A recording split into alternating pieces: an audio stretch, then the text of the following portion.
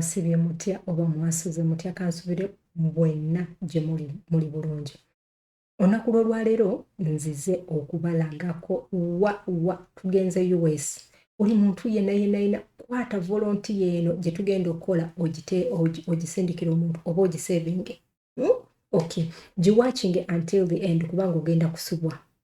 Ogenda kusubwa. So ogenda kunkolera ki? Gwe jangu nange olabe. By the way, ebintu bineeno wobanga gw'owulira toyagala, don't try it. Kubanga ebintu bino bituufu. These things are really. Okay, tugende maaso. Genda ku Gogoyo, ngera bulijjo wembagamba genda ku Gogoyo, link eri awo nga wenjibaterawo, oteekemu in kino nga bw'okiraba kineeno. In easy free, Inzi Free Village. Ojje waneno ogambe residential volunteers. Ojje wano okoonewo. Kati simanyi oba laptop yange yekola obubi, PC yange genda kujja waneno ngenda kubasomerako wano ebintu bitono nnyo such that mukola ki mubijira. Okay, mubiraba. Wano bakugamba nti as a full-time residential volunteers in this care, a residence is in one of our village homes living beside bichi ebyo besigenda bigendamu nnyo biwanvu nnyo. So ngenda kubalaga waneno nga bakugamba waneno volunteer candidate eligibility. We are currently recruiting US volunteers and potential international candidates that are eligible under the US visa waivers requirements. Kiwulira baagala aba volunteer naye n'abeebweru bakola ki babeetaaga. Okay, countries under this program allow for a great visa success and due to the extension bichi.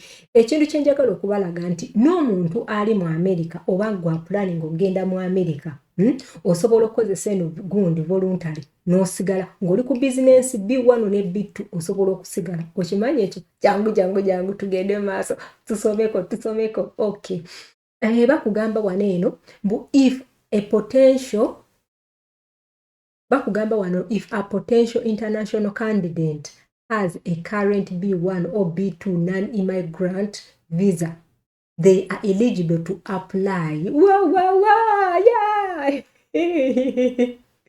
Olaba ekyo kintu kirungi nnyo bannaye, nsanyuka ninga nze naagenda. Anyway, tugende mu maaso. Abakugamba the visa must be current and good for at least 1 year upon the arrival to this one. Ndowooza okiraba. Woba ogenda kujja, wobanga olimu ng'olina visa yo ya mwaka gumu, muganda wange oli katubu mwaka gw'emyaka 2, tugenda kikuba. Mwabagamba tewali kuddayo, tujja kikuba boyo wakana. Ne bagamba due to the high volume of interest in our voluntary opportunity, this organization Infry currently has bichi approximately bichi ebintu bwe bityo gwe kenyini bisomeeko naye nga bagamba volunteer abogenda ku volunteer ku myezi 6 paka ku 12 months, that is almost 1 year. Waiting list for international volunteers unless an opening become available during the remainder of 2023. The majority of new volunteer approval will melt and agree bichi byonna starting in 2024 already. We are in 2024.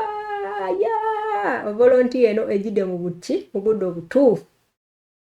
Okay, then bakugamba waneno the volunteer application comes in 3 sections.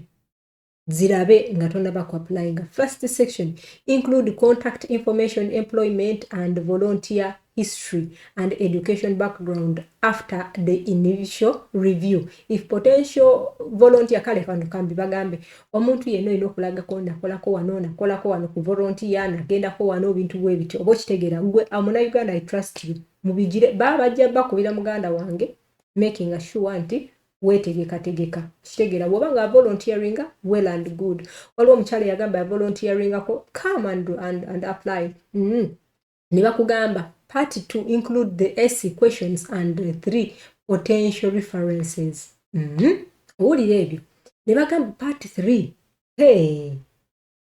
ne bakugamba wano part 3 includes a video review and a community information session with the volunteer recruiter applicants for ebyo byennyini byesomere sigenda bigenda mukambalage wano katono tugende maaso schedule bakugambye a complete application is required biki byonna byesomere oba okitegeera nga gwe sigenda kukola ki sigenda kubimalayo okay ne bakugamba wano visit includes the following obanga ogenda kugira olina okulaga wano eno tour of Bugundi, interview with the volunteer recruitment coordinator, meeting co-workers, volunteer caregivers and long-time staff, visiting the workstation, lunch biki byonna overnight biki byonna wejafuna sente, application review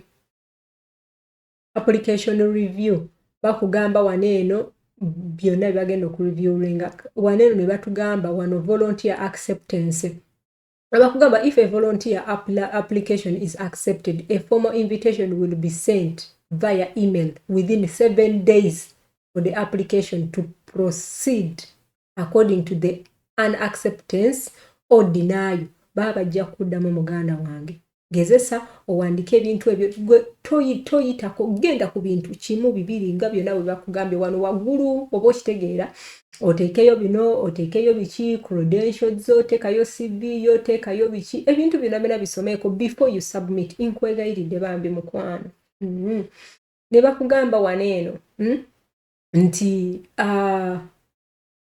ne bakugamba wano eno confidential medical questionnaires, driving history, negative tuberculosis results should be bought with upon on the arrival biki byonna bibyo byesomere for international bakugamba wano eno for international bagamba international volunteer must obtain class B visa to enter the US upon acceptance as a residential volunteer. An individual should schedule a meeting with the US embassy in their country to apply for class B.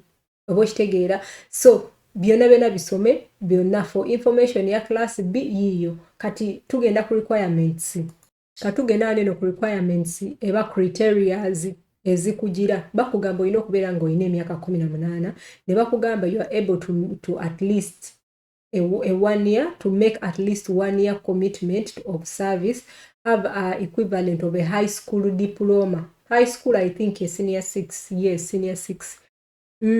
Willing to abide by their laws and guidance, patience and empathy. Biki byonna bibyawo gwe byogenda okufunamu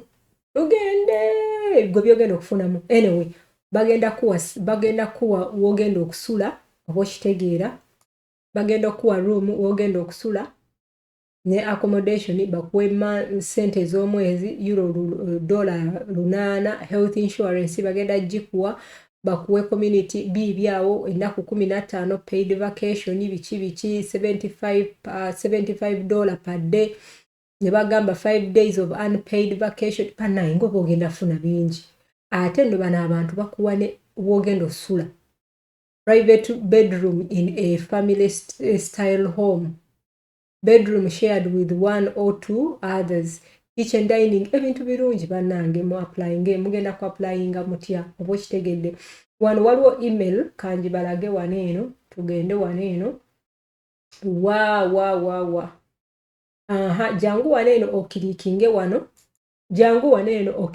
wano ewali click here bakugamba part 1 biki to begin part 1 please click here jangu wano ewali click here o clickingewo wono clickingawo olupapula lugenda kujja bwe luliko obugambo butono nnyo nga gye nkomeza obupapula busome bagamba please have the following item available for the beginning of the application bagamba an electric version of your CV if you do not have the resume space is provided to share these details. A photo ekifaananyi kye kiri recent. Ne bakugamba wano eno as our work biki support biki bagamba a volunteer. A volunteer application comes in 2 sections after the biki bwe bityo gwe kenyini bagamba bisome bineeno byonna ne bagamba volunteer gwe nga gwe woba ofunye ebyo ebintu ng'ofunye gundiyo giweereza ono omukyala Julie ati bikoze bitya ye coordinator bakugamba wano eno the application please contact Oboshitegeera. If you have any question about the material or application, please contact this woman.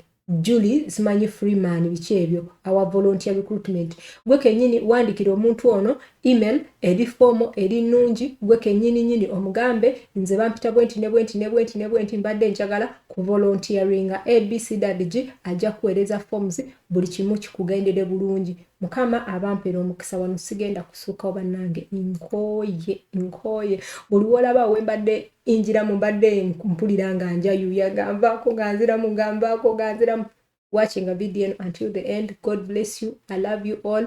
Mwena abakola ebintu ebyo Mukama bateremu obwangu kubanga nga nange wembikola ng'olumu nkooye naye nga nina okuba kuteerayo video. Mukama bampera omukisa. Assalamu alaikum.